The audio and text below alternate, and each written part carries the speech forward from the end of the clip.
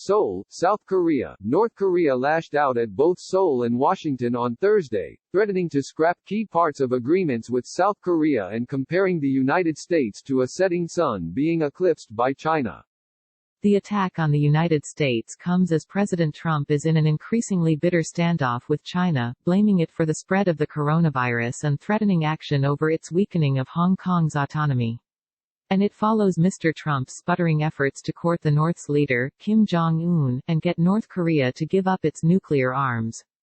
In a statement carried by state media, North Korea also highlighted the unrest that has been consuming the United States over the death of George Floyd in Minneapolis police custody.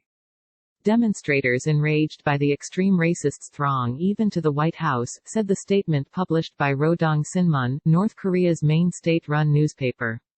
This is the reality in the U.S. today. American liberalism and democracy put the cap of leftist on the demonstrators and threatened to unleash even dogs for suppression.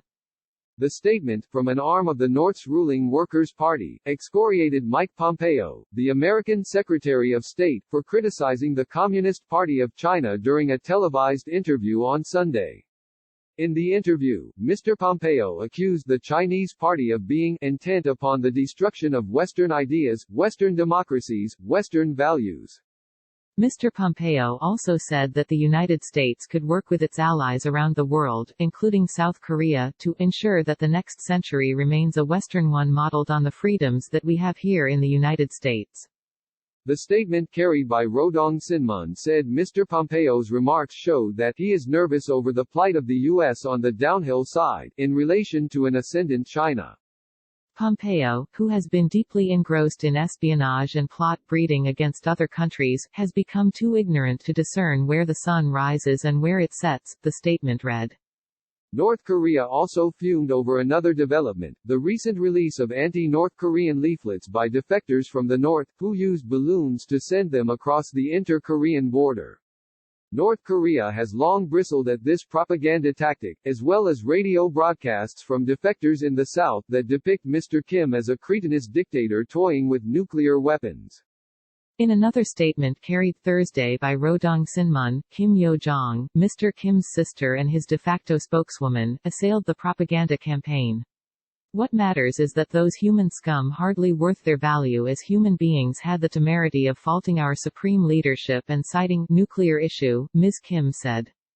If South Korea does not stop the leaflets, Ms. Kim said, North Korea could scrap an agreement between Mr. Kim and South Korea's President, Moon Jae-in, to operate a joint liaison office and cease all hostile military acts along the border. Mr. Kim and Mr. Moon agreed to ease tensions and improve relations during two summit meetings in 2018. Setting up the liaison office and ending cross-border propaganda were part of those agreements. But anti-North activists in the South, mainly defectors, have resumed their leaflet campaign in recent months. Inter-Korean relations have chilled rapidly since Mr. Kim's second summit meeting with President Trump, held in Vietnam in February of last year, ended without an agreement on how to dismantle North Korea's nuclear weapons program or when to ease United Nations sanctions imposed on the country. North Korea's economic isolation has deepened since the global coronavirus outbreak.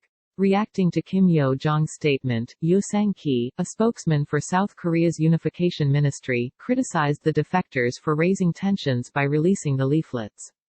He also said that most of the leaflets had ended up south of the border, creating a trash problem. Mr. Yo indicated that South Korea was working on legislation to curtail the leaflet campaign. Park Sang-hak, head of Fighters for Free North Korea, a defectors organization that has sent leaflets across the border, said the group would continue to do so. We are no longer slaves of North Korea, we are citizens of a free South Korea with an obligation to speak the truth, Mr. Park said. He called the Unification Ministry a spokesman for North Korea. Ms. Kim's statement about the propaganda reflects Pyongyang's desire to drive a wedge between the South Korean government and civil society, said Leif Eric Easley, a professor of international studies at Ewha Women's University in Seoul.